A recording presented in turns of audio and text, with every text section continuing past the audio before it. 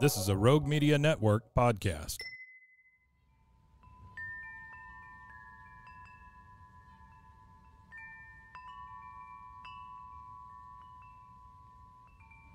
I'm Jordan. And I'm Rachel. And this is Astrology Table for Two. And there's always a third chair for you.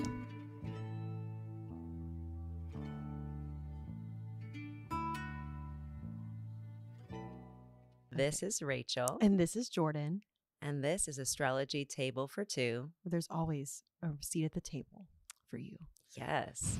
And we are talking some important table topics right now because we have a new moon solar eclipse in Libra happening on Wednesday, October 2nd at 1:50 p.m. Central Daylight Time at 10 degrees of Libra. So if you have some planets, points, or placements at 10 degrees of Libra or the other cardinal signs, Aries, Cancer, Capricorn, pay special attention. Oh, yeah. Take a seat.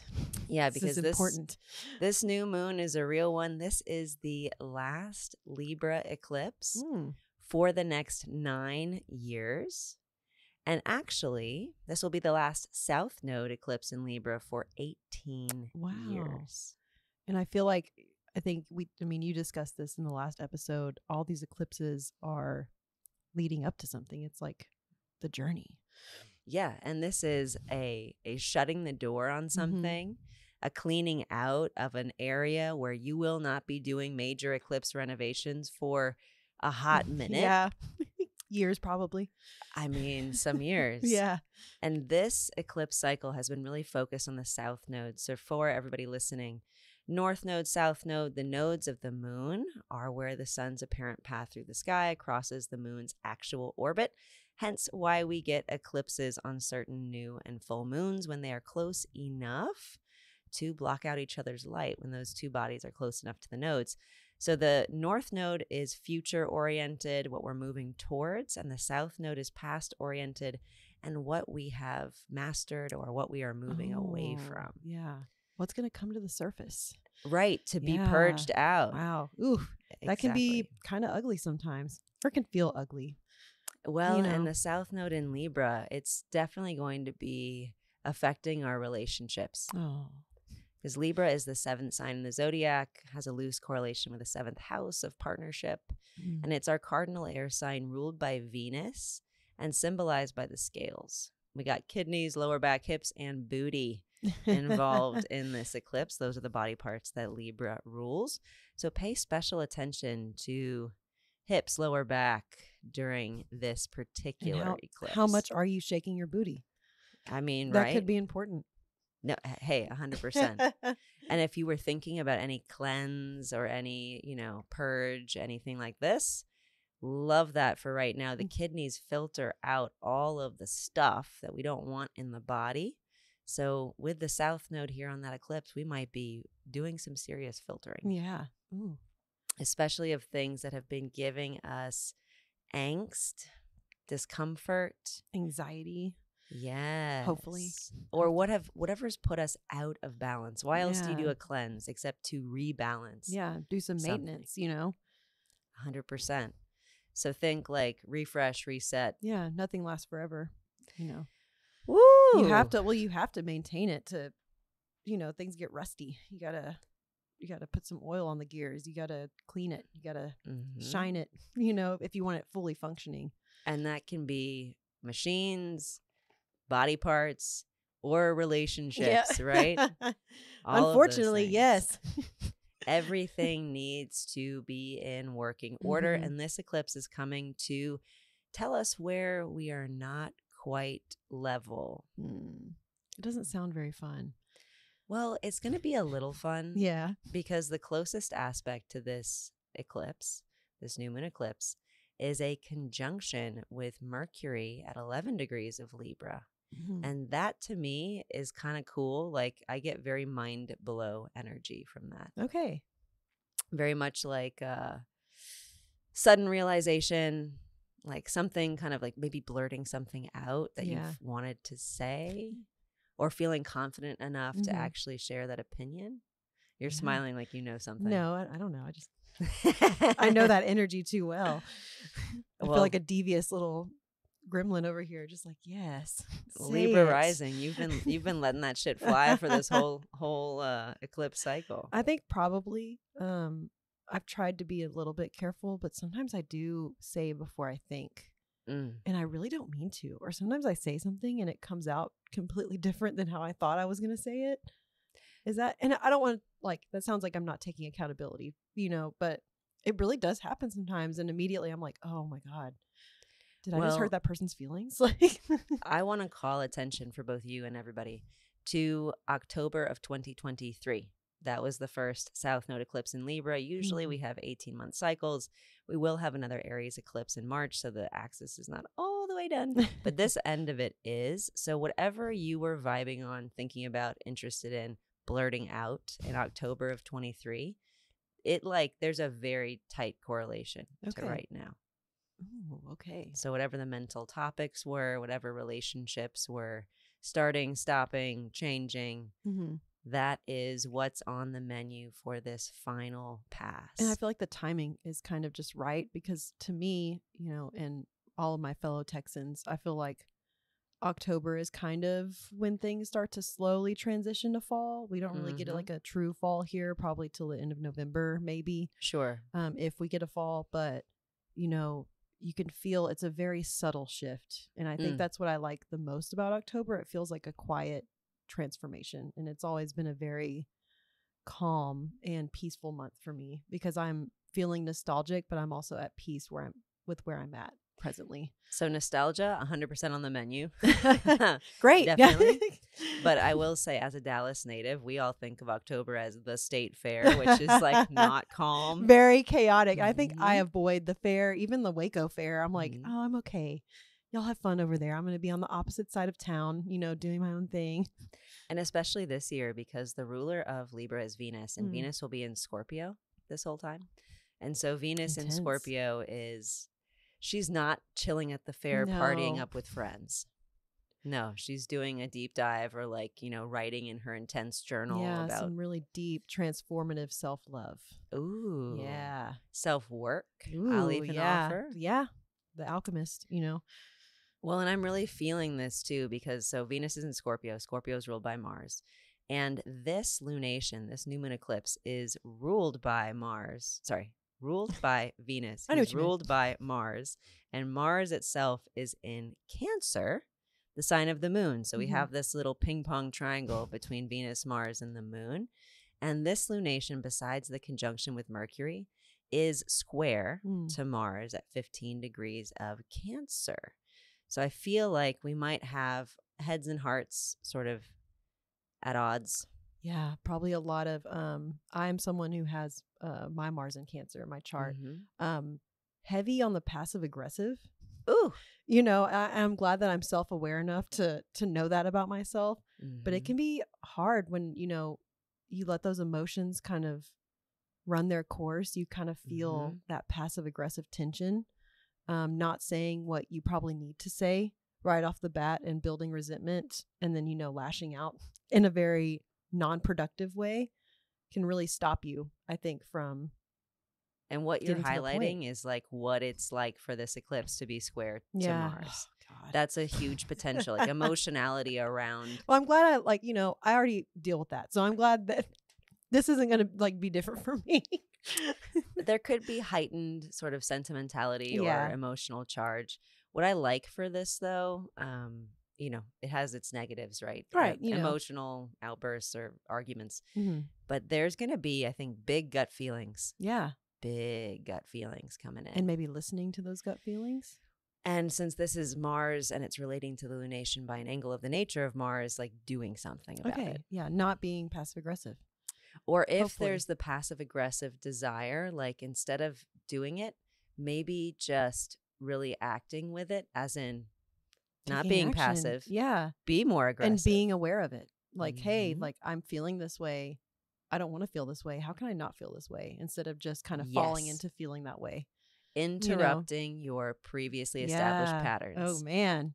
And that can be fun in the aftermath. Like when you realize that you've maybe broke a pattern, or, you're breaking out of a pattern. But in the midst of it, it can be a little There's no better time to break out of a pattern than during an eclipse. Yeah. And this will be an annular eclipse. So it's not like a full total craziness that we had this last eclipse in Aries here in Waco. But I mean, an annular eclipse, you'll get the ring of fire. I mean, it's a pretty real one. This one will be kind of zeroing in on the Pacific Ocean and the islands and things like that. And I think we're all seeing that hurricane season has spun up. Yes. Oh my gosh. I saw a video today of two, what's the right word? The tornadoes that are over the ocean. Typhoon. And it was two of them over the ocean and they were coming together. It was like twins kind of combining. How Libran is that? I know. It was wild. It was crazy to watch and it was terrifying, but it was also beautiful at the same time. Dude, that is terrifying and beautiful is kind of this eclipse. Like if I could encapsulate it, terrifyingly beautiful eclipse. Yeah. And I think it's also worth noting that Mercury in Libra, it has some power there. So even though we're going to have this eclipse right on top of Mercury, so our minds might be blown or boggled, we're definitely going to have some changes in perspectives or philosophy. Okay. And I think this could result in, speaking of action, lots of breakups. Yeah. Loss, but also release. Yeah. Realization. And then feeling that, because I feel like, and we've all been through this, not just me, but anytime I go through a transformative, what's the word I'm looking for? Just area when I'm transforming in some aspect. Yeah. Stage in my life. The turmoil during it is obviously not fun. It's heavy. It can be rough. It can feel very unstable, but the amount of freedom I feel afterwards and the amount of peace is crazy. Like, I mean, you're still grieving, right? That like loss of whatever it was that you were losing or that part of yourself, but the amount of like just the weight is just, you don't realize how much you're weighing yourself down. And I would say liberation and peace are the highest forms of the potential of an eclipse in Libra. Yeah. Right. Definitely 100%. Maybe regaining balance. I don't know, like, yes, in your own way. But it's to realize what's out of balance. Kind of like, how they say, there are different sayings for this, but if you are bitter and angry, resentful, often things that happen in relationship, because we usually don't become bitter and resentful about ourselves without anything else involved. And it's said that that's like carrying a heavy bag. Yeah. And expecting someone else to become tired. Right. Oh my God. And that's exactly it. It's this time that we can just put that shit down. Yeah. Why are you still carrying this burden? And at this point. If you've always wanted to say something because the relationship is out of balance and you want to reclaim your power, like the liberating of those words from your lips is kind of the vibe I'm getting right now. Like, just say it. Yeah. If you need to say it and you haven't said it and it's building up this bitter, resentful feeling, just say it. Yeah. Oh. Even if it changes the relational dynamic, isn't that the goal if you're bitter? Absolutely. And maybe you just haven't changed it because you don't want to rock the boat. No, because it's scary. You get used to feeling that way and you think that's normal. And changing things changes things, which can be scary. Yes, but also exciting. Yes. And that excitement, I think, is the higher octave of that anxiety of like, what happens if I all of a sudden speak my piece? Right. Yeah. And like, it's just so going back to, relationships, partnerships, it's crazy how important those are in your life, how they can become important in your life, how much they affect you, because those relationships, other people are like a mirror to you. So it's crazy how profound, like, they are a reflection of ourselves, right? So it's like they are triggering us to work on something within ourselves that we've been neglecting. And I kind of like to view it that way, because it, no matter how much a person hurts you, and granted, this doesn't excuse any kind of like, malicious, evil behavior that someone has towards you. But other people can really awaken the things in yourself that you realize you need to fix. I could not say it better. And I think especially because this Libra eclipse, we have Libra, Venus, Mars, the moon, and that's the rulership ping pong. The moon is the great reflection. It's the inner reflection, but it's also sort of the microphone or mouthpiece for whatever is going on in that area of the zodiac. It kind of reflects it back. Yeah. For you to see. And it truly illuminates things in a literally different light. 100%. Yeah, because there's the daylight side of things, Mhm. right? The sun, and then there's the underworld Yeah. night side of things. And there's something so beautiful about nighttime. It is literally like another dimension. Well, and it's worth saying that we were talking about Venus, Mars, and the moon. Those are the night sect planets. Mhm. The moon is the night sect luminary, and Venus and Mars are the two night sect ruling planets. So this is really about personal stuff. Yeah. It's not about work so much. I mean, if you have Libra in your 10th house, don't get me wrong, your career's going to be going through some changes. But this is really about personal desire, not about social goals. This is about how do you feel inside? Mhm. What are you driven towards? What do you really want? Yeah. And what have you been putting off? Ooh, You know? yes. Because That's me talking to myself, by the way. But Libra can be a people pleaser, Mhm. like 100%. One of the biggest Libras out there, like totally Libra, is Kim Kardashian. Oh. She's got, I forget what all planets, but there are several Like planets tons and of points. Yeah. And she is sort of that, like, think about how she has morphed and changed to reflect society's desires. Oh my God. Yeah. Right? People forget that she started as Paris Hilton's assistant, Mm-hmm. and her father was OJ's lawyer. So, like, started there, and then the sex tape, and then the whole Everything, evolution yeah. of her celebrity. She really just kind of transformed, like majorly transformed. Mhm. Like truly a chameleon. Just very interesting, but also stand on her own. But like, it's just so cool to see someone morph like that, and kind of scary. It's both. You know, when you're morphing to society, like completely morphing yourself to societal standards. Because what part of that is her, and what part of Yeah. that is what she wants. Right, to because be deep seen. down, she's still a person. You know, it's like, what are Exactly. her wants and needs that aren't like superficial or pressured, you know? Yes. And I think this eclipse is like, let's figure out what's best for you, Mm-hmm. not what's best for everybody. Yeah. The North Node's in Aries. Yeah. This is about like really the sun prioritize. Yeah. exalts in Aries. So, like, what am I here to accomplish? What is my purpose? Mhm. What drives me? Right. And that also means letting go of the shit that does not. Yeah. And fuck what everybody else thinks, honestly. Do what you want to do. If you're not hurting anybody, do what the fuck you want to do. At a certain point, too, with all Venus ruled signs, you're going to love what you love or fight against that love. Yeah. And so I think here we might actually have this sudden realization of what it is or isn't that we're into, and then be able to make a pivot Yeah. to be more authentic. Mm-hmm. And authenticity is hard for the sun in Libra. The sun falls in Libra because you have to define yourself against somebody else, and comparison is the thief of joy. Yeah. So very not Venusian. So really, you know, make your own path, or maybe follow a path less traveled. And this will require some courage, but also I think it will require a strong spine, hence the lower back. Yeah. Like we're going to need to stand in our own Do your power. stretches. Yeah, for real, Like, though. literally do your stretches. I need to start stretching. I was thinking about that the other day. I was like, I need to like slowly, because I'm so out of shape. I need to slowly start taking better care of my body. I want to get my heart stronger.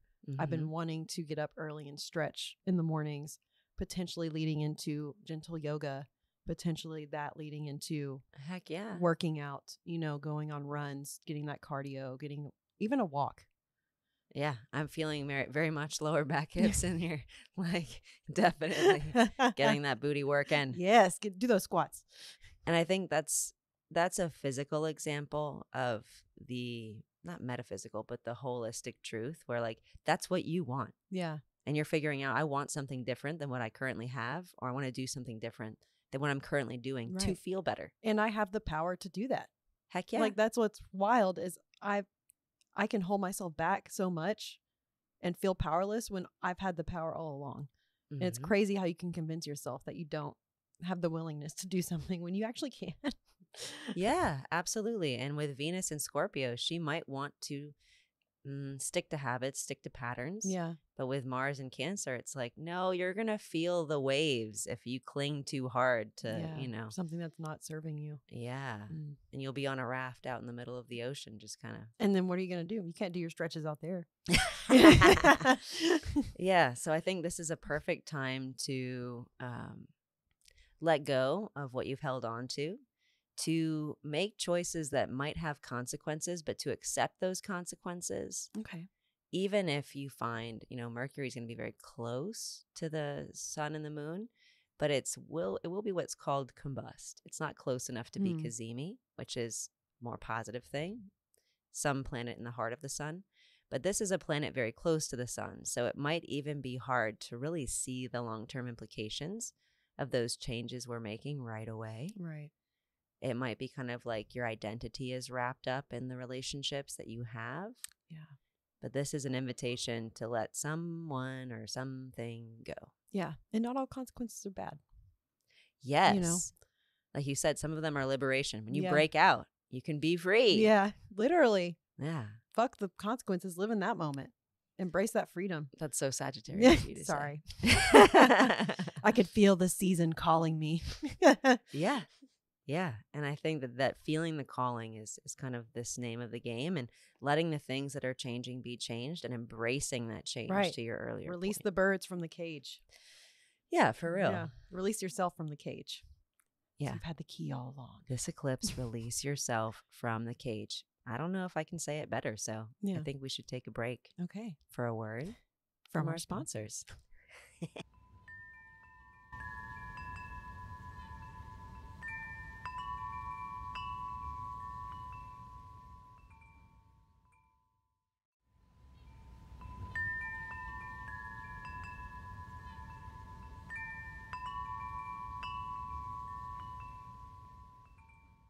And we're back. With Jupiter stationing retrograde at 21 degrees Gemini on Wednesday, October 9th. Shout out to my little sister Jordan. That's her birthday. Oh. At 1:54 a.m. Central Daylight Time, the first of our top 3 transits here. And I mean, we like some Jupiter. And Jupiter retrograde, it's going to be a little bit of rethinking, reworking. Okay. I'm a big Jupiter fan. And it's natural. Humans like some Jupiter stuff. It's our higher good. It's our beliefs. It's expansion. Yes, what we're here to learn, how we're here to grow. And in Gemini, right? Jupiter doesn't love Gemini because it's Mercury's sign and Jupiter is in its detriment. But, mutable air sign, ruling lungs, shoulders, arms, hands. Yeah, Gemini is adaptable. Yes. In a way, And this Jupiter retrograde is going to ask us to adapt our methods. Ooh. For sure. Interesting. Yes. I think that when a planet stations retrograde period, right, it calls attention to itself and its meanings. So this being the first major transit about a week after the lunation, it's calling us toward what's good for us. Okay. That makes sense. I mean, with the themes of what's currently going on. Even if it's not easy. Yeah. Which it's not going to be easy. No, nothing ever is.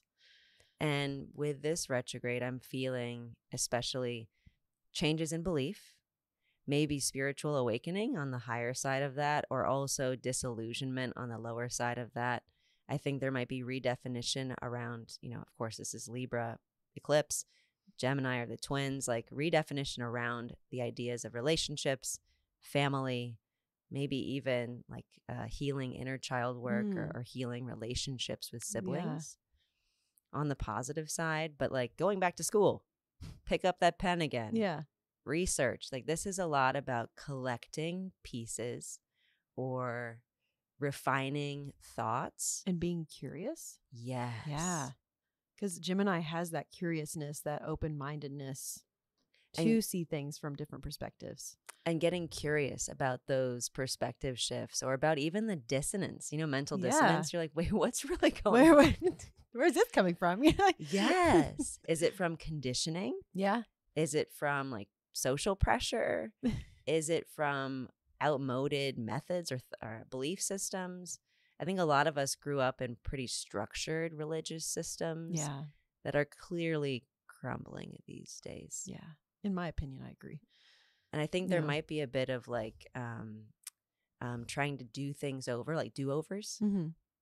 Like, when you're in a game and you have a few different lives, it's like, okay, well, I died and now I'm now I'm back. Now I've got another life and I'm trying to make But we sure. really, our whole lifetime is us like living different lives with how much we change. Yes. And if you're holding yourself back from getting to experience that, then it's kind of sad. And like you said, Gemini is about that change, that evolution, that flexibility. It's a mutable air sign. Yeah. So let yourself be a free range thinker Yeah. during this time. You know how sometimes we put boundaries around what we allow ourselves to think about? Mm-hmm. Like, because there's shame tied to it normally, you know. Truth. And I'm even thinking, okay, this is going to get a bit meta, but Jupiter and Gemini likes that. Good. You know how people don't allow themselves to contemplate God? Mm-hmm. It's like, no, who am I? Yeah, who am I to think this? Or have a direct relationship with the divine, the all, the everything, the creative. It's like we're not worthy. Right. You know, when we are. I think that's what we are. We are divine. Well, and it's inherent. That connection is inherent. And I think getting curious about the potentials of what you can think about, of how you can express. A lot of people don't even let themselves like think they could write a book. And then they actually try and they write like multiple novels, like a multiple series, you know, just out of nowhere. We are often the ones holding ourselves back because we have these previously engaged boundaries. Mm-hmm. And boundaries are healthy. But I think Jupiter and Gemini is asking us, like, which boundaries are actually integral and which ones are just barriers you're putting up Literally, against or real like life. What boundaries are affecting your worth, like your self-worth? Yes. You know, are they even boundaries at that point? Because Gemini is a lot about that too. It's Mercury's generative sign. So our whole idea of ourselves, ideas of how we function in society, that comes through Gemini. Yeah. And if you don't think you're worthy of doing something, you won't. You won't. And like release yourself from that. You have to. And a retrograde is a good time to release yourself. Yeah. Expand. Like literally allow yourself to expand. But sometimes to let ourselves expand, we kind of have to retrace steps and like find the key to unshackle. Yeah. And it's like, okay, now that I'm free from this, I can maybe go forward with more speed, more agility, more confidence. But you might still be a little weak from being shackled.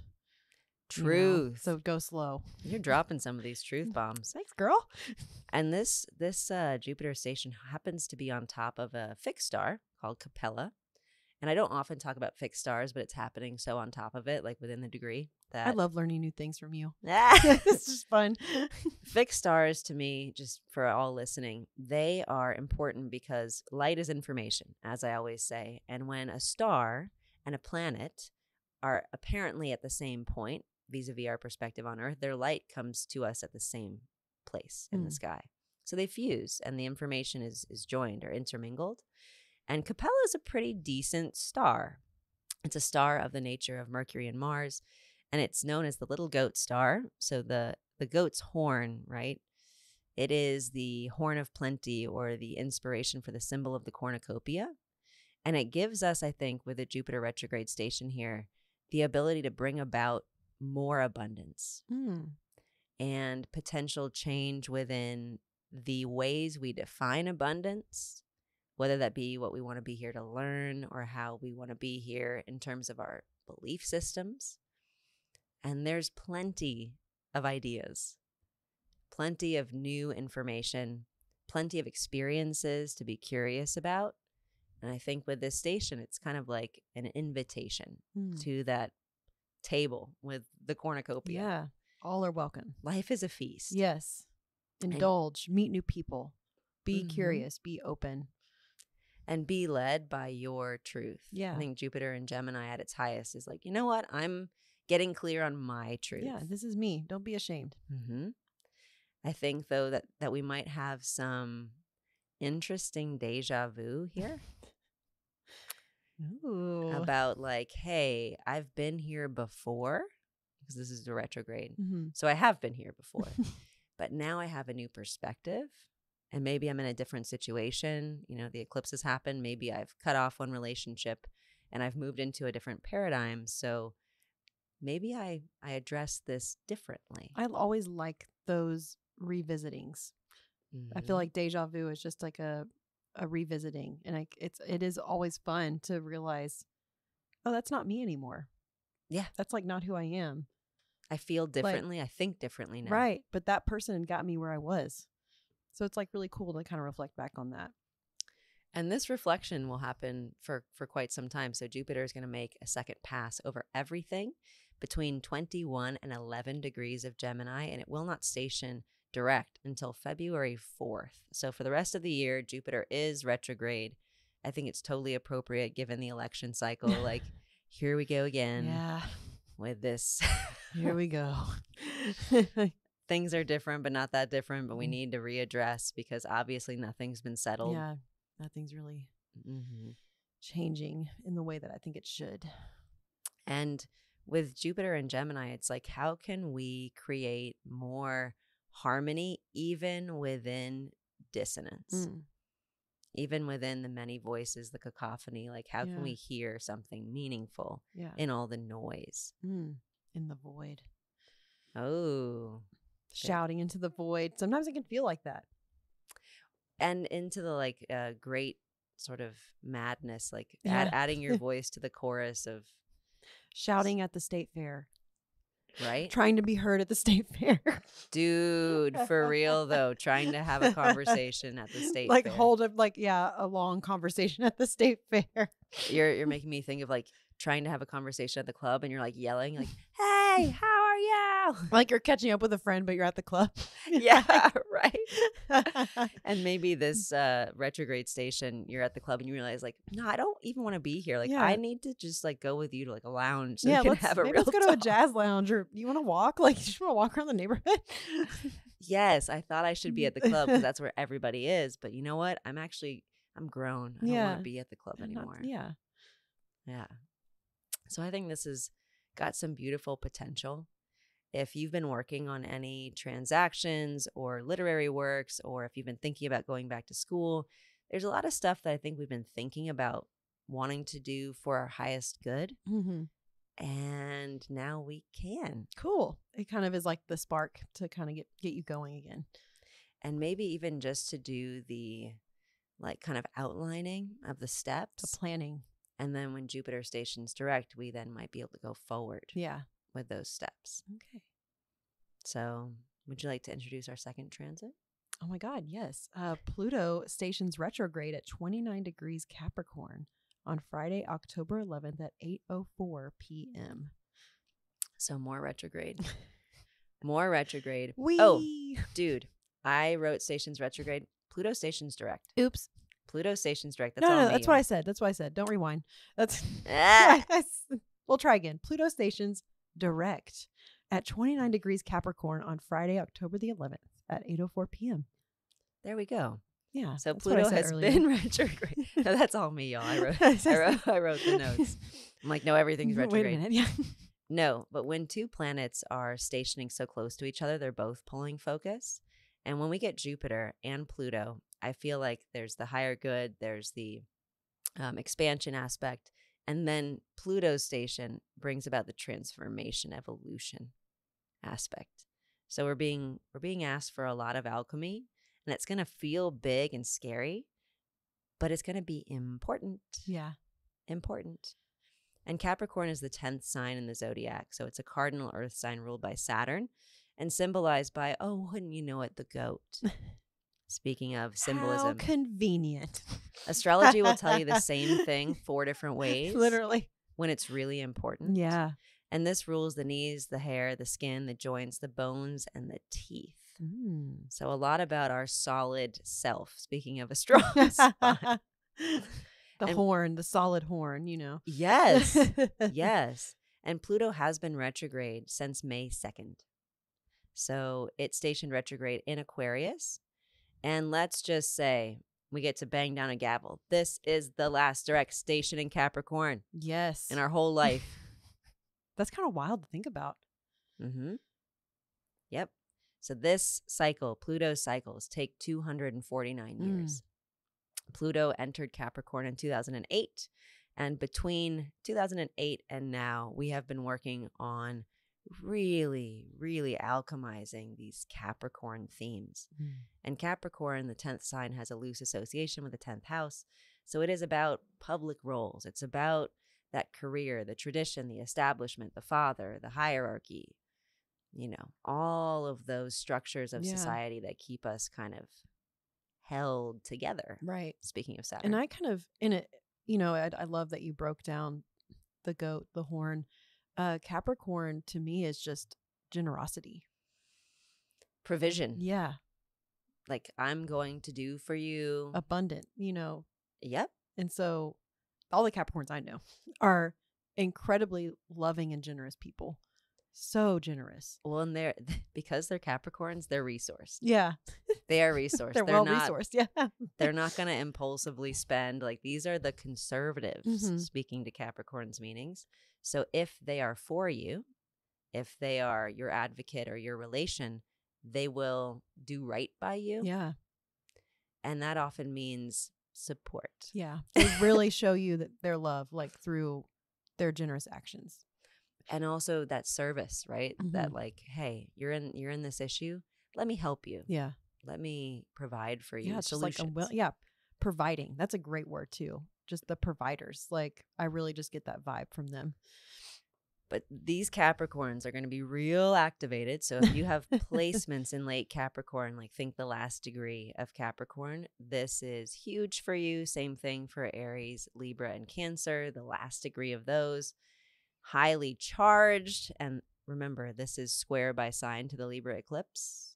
So there's change, and change. And this is our last chance in this area of our charts to do the complete, reno. Yeah. Anything that you've been wanting to do, check out where Capricorn is in your chart, what house, and know that this moment is the last time in life to just truly burn it all down so you can regrow it. Yeah. Start over. So I'm feeling socially like traditions changing, the establishment crumbling or evolving, hierarchies being destroyed, power systems being changed, systems in general. Yeah. Rebuilding foundations. Rebirth. Collectively. Yes. Yeah. Yes. So I think governmentally, we're going to see this. Big shifts. Yeah. Yeah. And also old things being changed in indelible ways. But I think in our personal charts, like, yeah, get clear. And that Jupiter and Gemini, get curious about this part of the chart because it's the last opportunity. How interesting. My Venus is in Capricorn, so I'm going to reflect on that. I'm a little curious about that.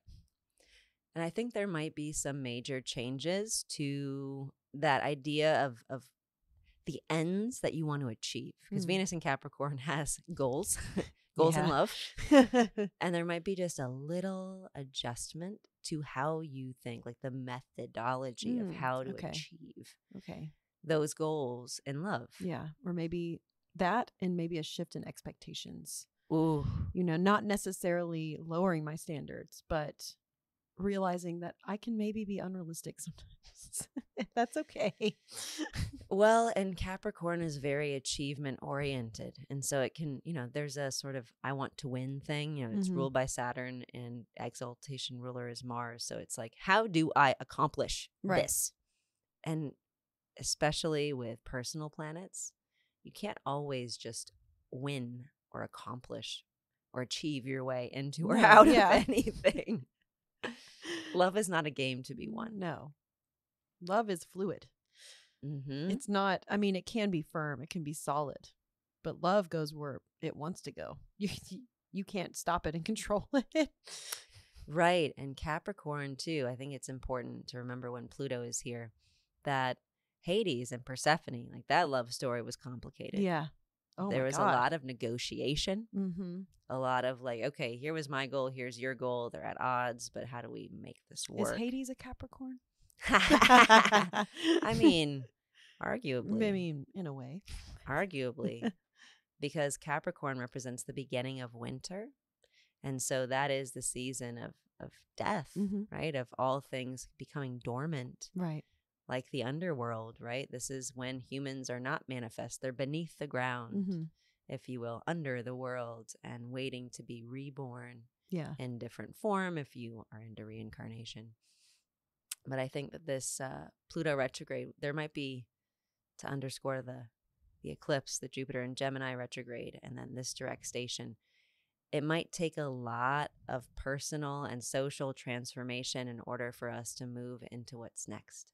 Okay. So speaking of what's next, our third transit is Mercury entering Scorpio on Sunday, October 13th at 2:22 p.m. Central Daylight Time. Does the Scorpio want to talk about the sign? So my Mercury is actually in Scorpio in my chart. Sorry, I feel like this whole episode I've been like, me. It's like everything I'm seeing on here. I'm like, oh, I have that placement. Oh, this pertains to me. God.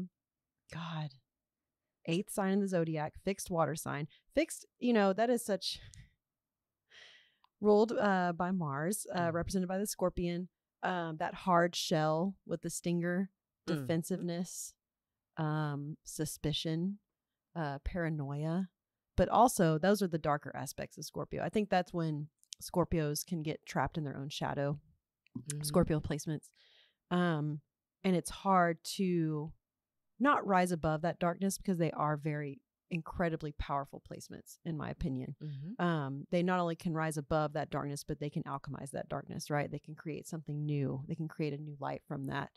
But I think sometimes it's easier to get stuck in the abyss and stay there because you get so used to it and you don't want to change, even though Scorpio is one of the biggest signs of change.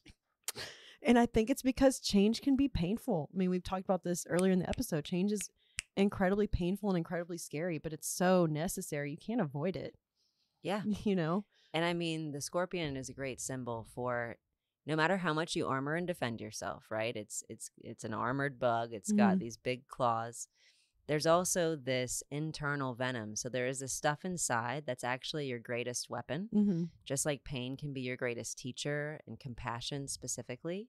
And it's inside transforming, like you create the alchemy and then you have this poison. Yeah.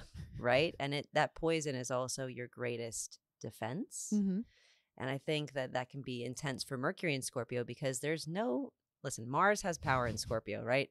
If you want to have like a big poison freaking axe or like, poker like the scorpion has, it's useful. Yeah. It's strategic. It's a nice weapon. You have a built-in weapon.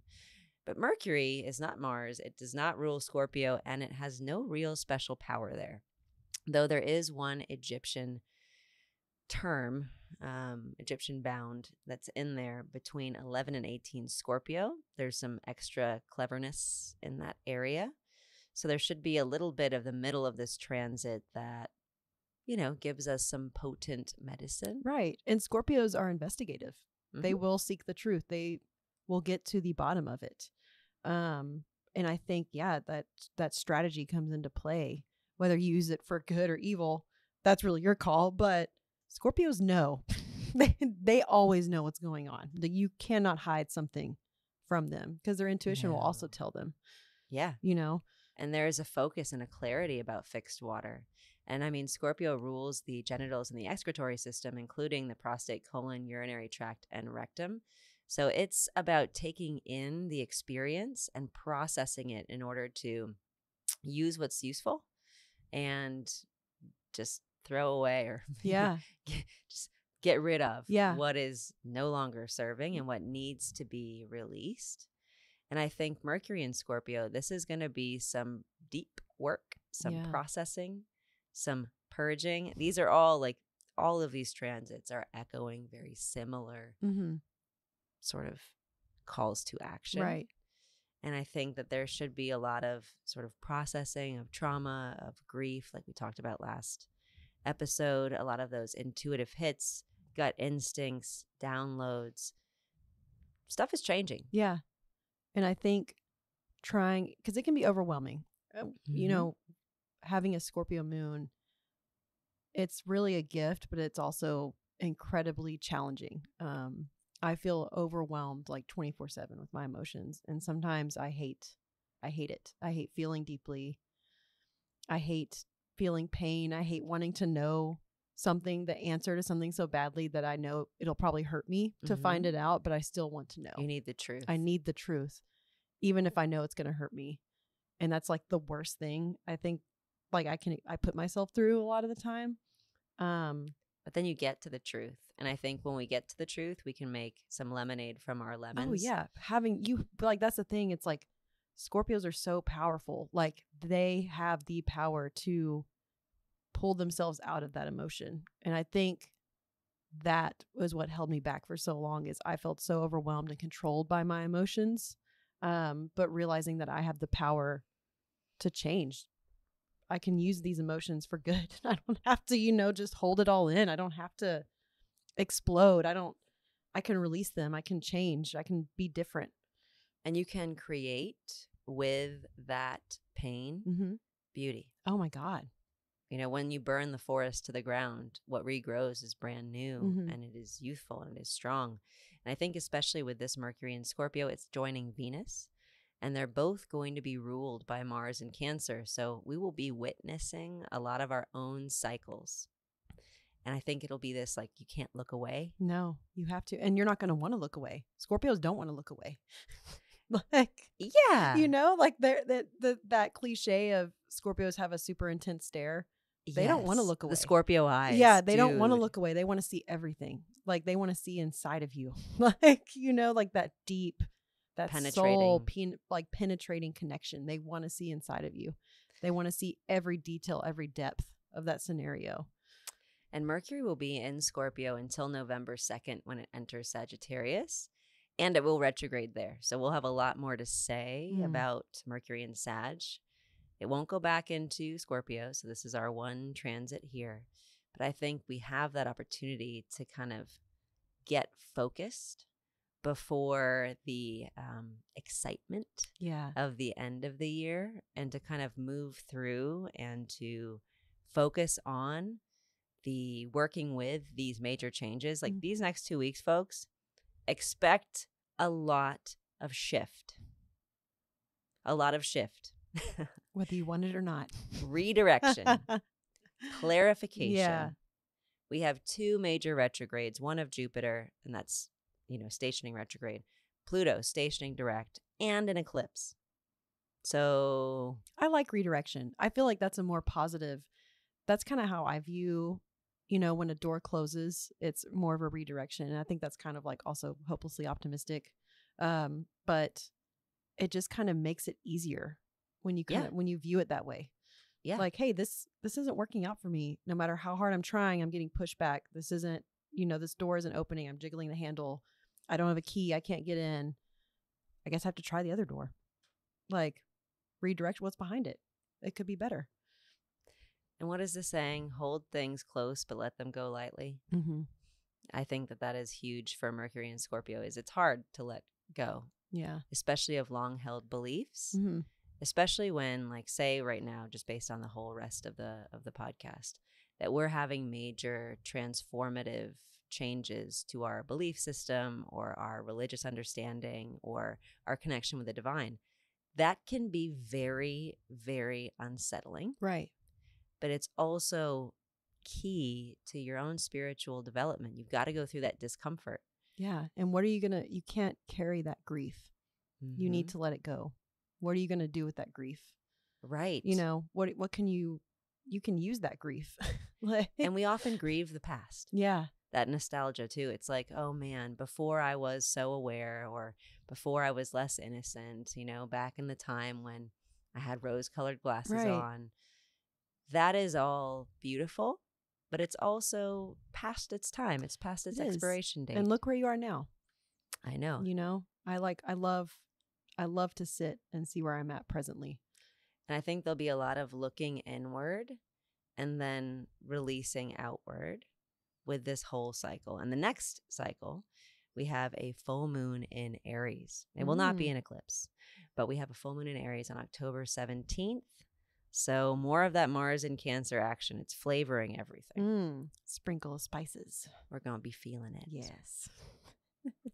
And on that note, I hope that you guys feel into this eclipse, take from it what you can learn, reference back to last October, and just alchemize, internalize, and let go of your expectations so you can move into the future. Right. Allow yourself to grow and know that you're never alone. You are never alone. No. And we're here for you. Until next time. Bye. Bye.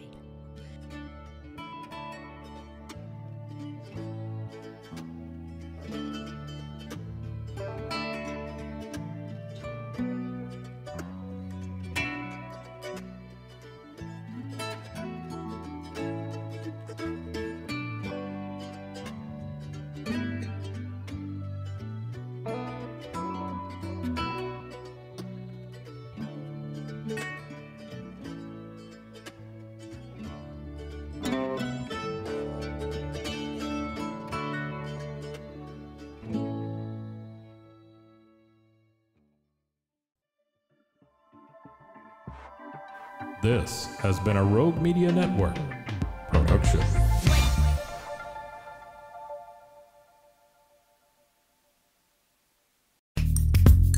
Are you a podcaster? Let's talk podcast hosting. Are you tired of your current podcast host? Need real support in a community that gets it? At Rogue Media Network, we offer top-tier podcast hosting services to help you thrive. From hosting and distribution to dedicated support, we've got you covered. Starting as low as $25 a month. Join our community of passionate podcasters today. Contact us at hello@roguemedianetwork.com.